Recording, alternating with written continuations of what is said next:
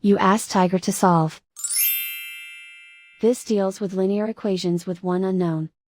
The final result is k equals 5. Let's solve it step by step. Simplify the expression. Find the greatest common factor of the numerator and denominator.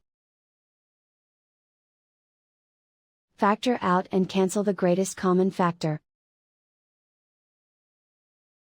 Swap sides. Isolate the k. Multiply both sides by 15. Group like terms.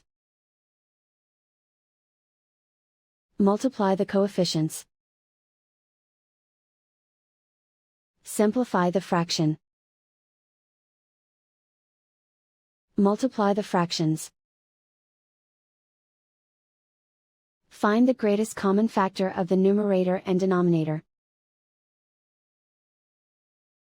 Factor out and cancel the greatest common factor. And so the final result is k equals 5.